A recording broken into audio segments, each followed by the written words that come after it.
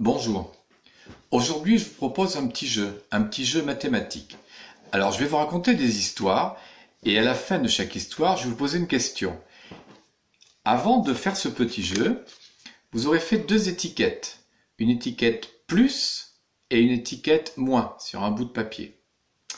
Voilà, donc je vais vous raconter une histoire, poser une question et je ne vous demande pas le nombre exact pour répondre à la question, mais je vous demande si ce sera plus ou ce sera moins. Je vous donne un exemple. Voici l'histoire. Eric avait 20 bonbons. On lui en donne encore 7. Combien Eric a-t-il de bonbons maintenant? Je réfléchis maintenant. Il va avoir plus de bonbons ou moins de bonbons? On lui donne des bonbons. Donc, et là, vous lèverez la bonne étiquette.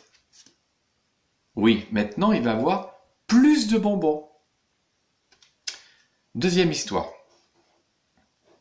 Eric avait 17 cartes. Il en achète encore 8. Combien Eric a-t-il de cartes maintenant? Je réfléchis, plus ou moins. Il avait 17 cartes. Et il en achète encore 8.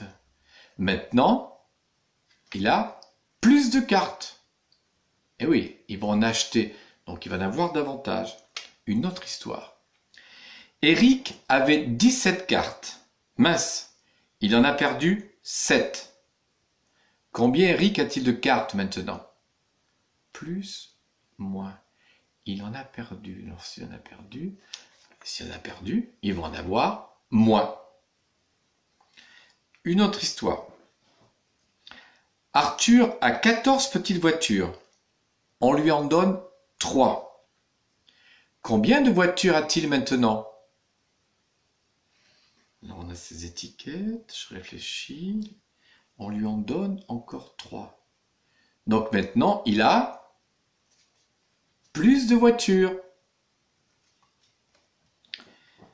Sophie a 19 billes. Elle en gagne encore 7. Combien a-t-elle de billes maintenant? Alors si elle gagne des billes, maintenant elle en a plus. Sophie a 19 billes. Elle en donne 6 à sa copine Julie. Combien Sophie a-t-elle de billes maintenant? Donc elle va donner des billes. Si elle en donne, à la fin, elle en aura moins. Voilà, on continuera ce petit jeu une autre fois.